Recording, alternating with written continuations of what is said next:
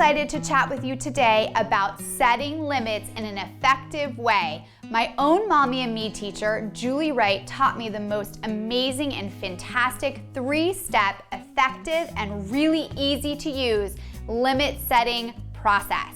So the ALP, it's an acronym for acknowledge, limit set, problem solve. Now, not only is it easy to use, but it is fantastic for applying it for not only your babies, but toddlers, kids, teenagers, and oh yes, your partner, spouses, friends, and family. Number 1, acknowledge your baby. I know a lot of you at home can relate to this. You have a really hard day and you turn to a friend, a family member, a partner, or a spouse, and you say, today, like nothing went right, and this I tried to do with the baby, and this wouldn't work, and then you keep going on and on and on. And what does it feel like when the person you're talking to says, oh, well, did you try this? Or let's fix it, or you should do it differently? You feel pretty awful. You feel kind of shut down and not heard. But what does it feel like when you tell someone how hard your day is and the person turns to you and says, that was a really hard day, or I'm really sorry you had a day like that, how can I help? You feel seen, you feel heard, you feel like they're trying to understand it from your perspective. Even if it doesn't make sense to them or they don't agree with that feeling or experience, it doesn't matter because it's about them understanding it from your perspective. So to focus on acknowledge for your baby, it's about your baby feeling seen, heard, understood, they get empathized with, and that they get validation for their perspective. It's super important and the number 1 step that most parents skip over when they go to set limits. If you utilize it, your baby's gonna feel seen and heard, and they're gonna be a lot more willing to hear what you're gonna say next. Here are a few examples. So the baby is really wanting your phone and grabbing your phone and getting frustrated that you're having to obviously negotiate taking it away. You can say to your baby, I see you really want mommy's phone. It's really frustrating that I have to take the phone away. That validation, stating the reality, expressing their feeling.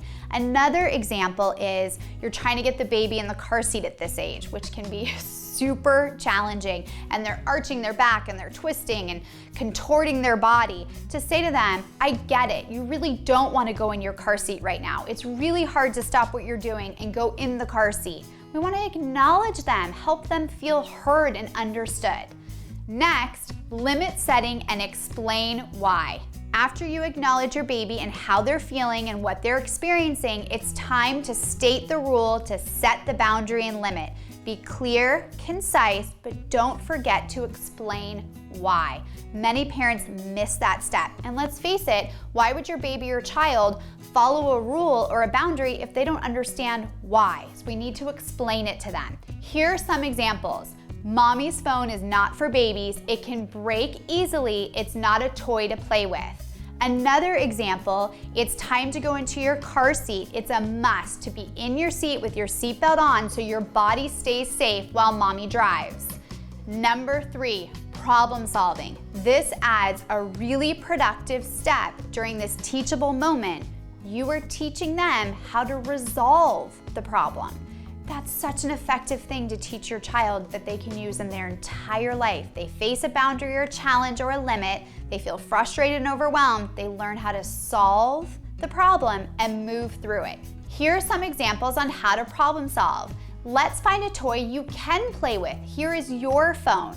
For the car seat, you can say, you can help mommy with your seatbelt, or you can hold this toy while I put you in the car seat. It's a must do for safety.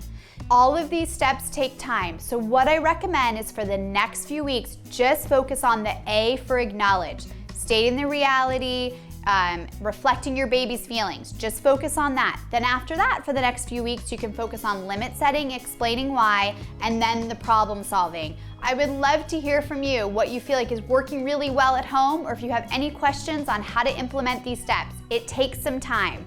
Thanks so much for joining me, and I'll see you next time.